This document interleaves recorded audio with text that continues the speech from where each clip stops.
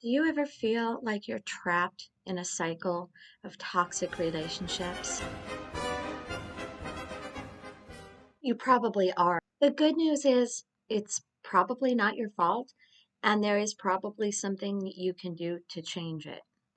The bad news is there is something you're probably doing that's leading to it without even realizing it. But that can actually be good news too, because that means it's in your power to change. So let's get into it with a quick example.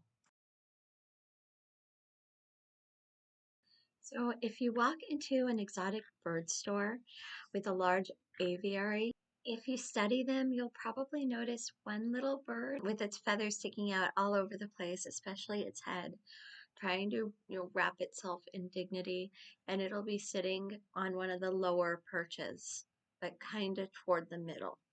She'll be on high alert because she's picked on by other birds. But it's more than that. Birds are flock animals, highly social and proud, and they rely on each other for survival, down to the little things. See how he was just nestling into my hair, and he wants me to snuggle him. All of the feathers on their body need to be run through a beak and cleaned and shined, especially the feathers on their head, because the birds can actually reach their own in every other place, but they can't reach their head at all. They're totally reliant on their partners and friends for. In Petey's case, I do that. So his cool style, yeah, that's all me. What I'm getting at here is that preening is an act of love and acceptance, friendship, just good vibes. Everyone needs it to thrive. And we're not so different. So once the bird's feathers are all messed up, it's a signal to other birds that it's an outcast. Her messy appearance gives her away every time, and it's a cycle, a vicious cycle. If this little bird tries to move to a higher perch, the other birds will literally force her back down so that they can be literally above her. I just using her, this would happen to a male bird too. If the bird feels sick or sad, they'll hide it. They'll literally hide it till they can't anymore and they just fall over dead because they know that showing weakness, it's now an easy target. The bird can never change her circumstances completely on her own because she can't reach her head by herself, no matter what she does. So to get out of this rut, she needs the help of somebody else in the social system. She can't self correct because her image continues to project that she's a pecked bird. Her social status is growing right out of her. She can't escape it. The only other birds that go near her do it to exploit her or attack her. They might even accept preening from her, let her work on their feathers, but when she turns and invites them to do it back, they'll either ignore her or peck at her again. It's really pretty sad. The end result is she never gets loved right. Many of us have been that bird. This can be a great example of the mean girl dynamic. Some people have a misplaced idea that being savage for the sake of it is cool or will make you more successful or better loved, and it won't. Eventually, they will be that bird too.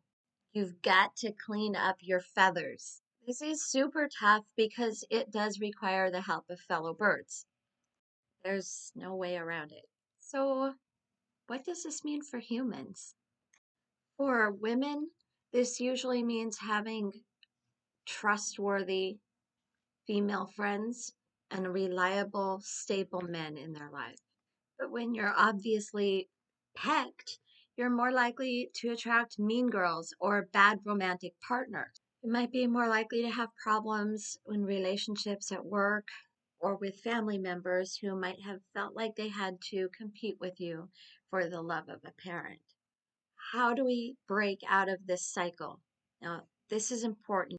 Just because you're more likely to get these predatory people in your world doesn't mean they're the only people that will come in your world. They're just going to usually be the noisiest and loudest and pushiest and most present, and it's going to be the path of least resistance.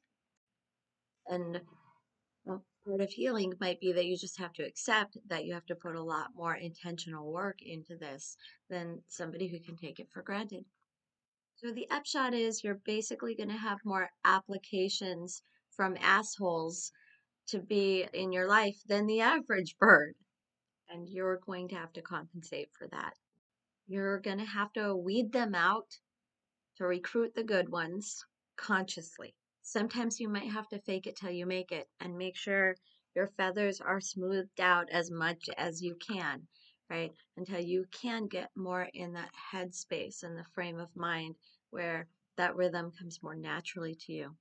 If you're choosy and persistent, eventually you will develop healthy bonds.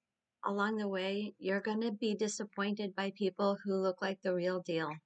They might be only pretending or just going through their own struggles and are unable to show up for you in the ways that you need.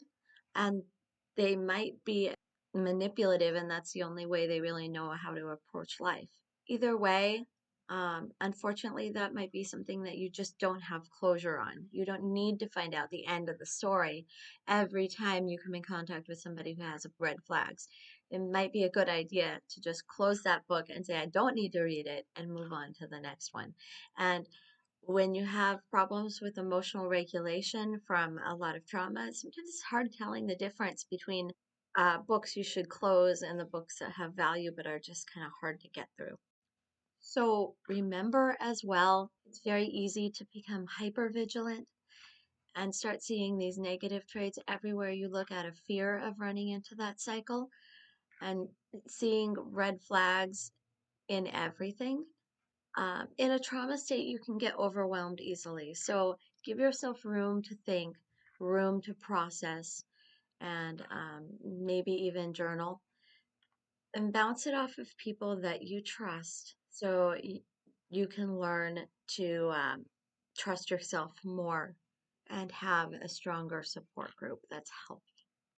Another thing you can be hypersensitive to in this trauma state is this fear of loss or missing out or fear of rejection or abandonment. It can cloud your judgment and create a sense of urgency that isn't actually there. When if you took time to process the situation, you might have come up with a better situation. So try to avoid allowing strong emotions from creating action. Distance yourself from the emotion before you act. Don't let fear of missing out on friendship or guilt from somebody else force you to stay in negative patterns either. Sometimes it's all right to let go. We're all on our own journeys. Stay salty, y'all. Clean up your feathers. He's so handsome. Kisses? Kisses?